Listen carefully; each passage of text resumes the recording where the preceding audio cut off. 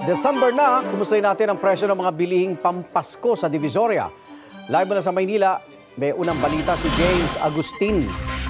James! Igang, good morning. Ngayon pa lamang may mga kababayan na tayo na namimili na kanilang mga panregalo para sa darating na Pasko dito sa Divisoria. Matumal pa raw yung bentahan, sabi ng mga nakausap ko na mga nagtitinda dito sa Divisoria, pero umaasa sila na lalakas yan sa mga susunod na araw. Galing pang Quezon City si Maricar kasama ang kanyang asawa at bunsong anak. Maaga sila nagtungo sa Divisoria para raw makaiwas sa traffic at siksikan. Mahaba-haba ang listahan ng kanyang bibilihin ngayon na lalapit na ang Pasko. Kasi po may pasok pa po ako sa trabaho mamayang 12. Tsaka dito po kasi marami kami mapapagpilian po. Dito daw po kasi mura. Ano mga hanap po natin? Mga damit po tsaka pang regalo po. Pang exchange gift po. Murang-mura mabibili ang iba't ibang klase ng laruang pambata na 25 pesos ang kada isa. May mga kotse, truck, laruang baril, board games, manika at kitchen set. May mga bag na pambata na 90 pesos hanggang 150 pesos depende sa klase. May mga stuffed toys din na 75 pesos hanggang 350 pesos depende sa laki. Habang ang mga damit pambata ay 150 pesos. Medyo matumal pa. Iwan ko lang ito susunod na linggo kung medyo kalakasan pa. Kung may mga pera mga tao, gano'n. Hinihiling ko lang yung mabiling paninda namin. Maubos. Hindi mawawala syempre sa listahan ng mga duster at terno na 100 pesos. Habang yung mga damit pantulog ay 150 pesos hanggang 250 pesos. Mayroon ding shorts na panlalaki na 180 pesos. Habang ang pantalon ay 350 pesos. Sana ngayong December, kikita na yung mga bebenta sana. Kasi talaga matumal dati. Yung mga pantulog ng mga bata, yun. Tsaka yung mga terno, duster, parehas pa rin. Mabenta naman lahat pag magpapasko. Mabenta rin ang mga set ng tuwalya na may bath at face towel na 100 pesos ang kada set. 100 pesos din ang iba't ibang klase ng tumbler.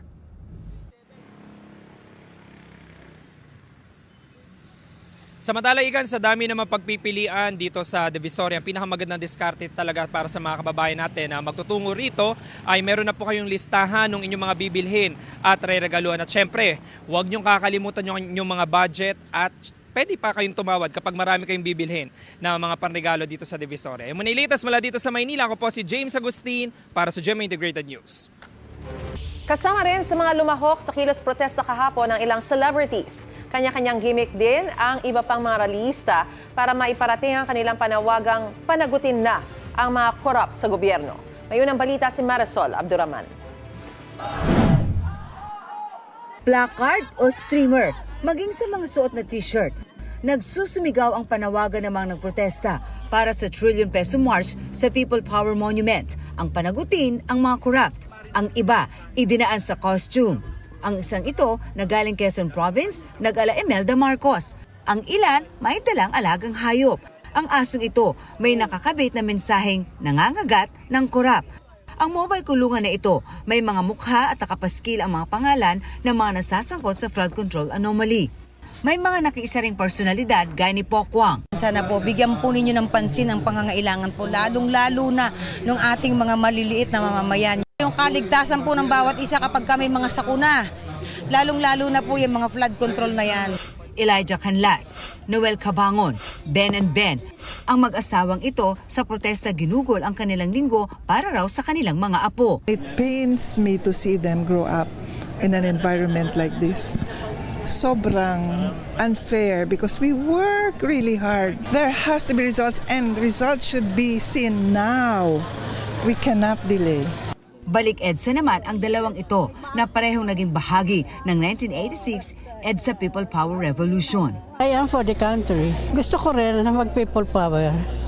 Just like in 1986. If there is a need for people power, why not? If it is for the country, I am for it. Marami pa rin akong apo na pwedeng makinabang sa pagbabago. Corruption din. Yung pagbabago kasi nasa ganito na yan. At saka nasa isip ng tao yan. Ito ang unang balita. Marisol Abduraman para sa GMA Integrated News. Nagsagawa rin po ng anti-corruption rallies ang iba't ibang mga grupo sa Mindanao. Sa Zamboanga City, idinaan sa Pilgrim Walk ang protesta. Mahigit 2,000 ang dumalo, kabilang ang mga pari, madre, seminarista at iba pang mga grupo.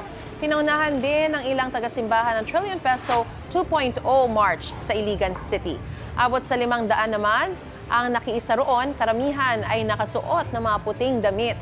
Puti rin at pula ang suot ng mga ralista sa Iloilo. Bukod sa panawagan kontra katiwalian, ginunita rin nila ang Bonifacio Day. Nakasuot naman ng animoy binahang damit ang ilang nag-perform na ralista sa Davao City. Sumisimbolo raw ito sa mga biktima ng mga kalamidad dahil sa mga kinurakot na pondo sa flood control projects. Kabilang din sa mga nakilos protesta kahapon ang mga taga General Santos City at mga taga Cagayan de Oro City. Mapapanood na sa live stream simula ngayong linggo ang mga pagdinig ng Independent Commission for Infrastructure sa flood control issue. Sabi ng ICI, babalansehin nila ang karapatan ng publiko na malaman ang updates sa investigasyon at ang karapatan ng mga iniimbestigahan. May unang balita si Joseph Morong.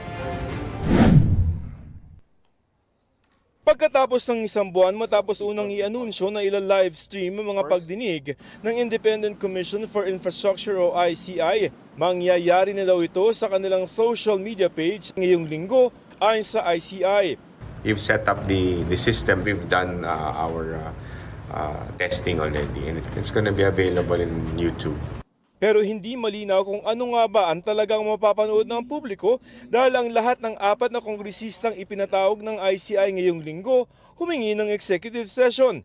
Sabi ng ICI, pagbibigyan nila ang hiling na executive session kung ang idadahilan ay pasok sa kanilang guidelines. Gusto namin i-balance yung karapatan ng taong bayan on information, at the same time the individual rights of our resource persons at kung sino man yung kanilang mame-mention o madadawit sa kanilang testimony. So we were very careful about that.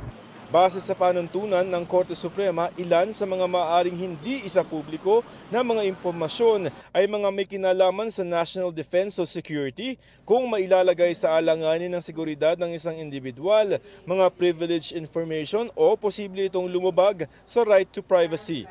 Ito ang unang balita, Joseph Morong para sa GMA Integrated News. Gusto mo bang mauna sa mga balita?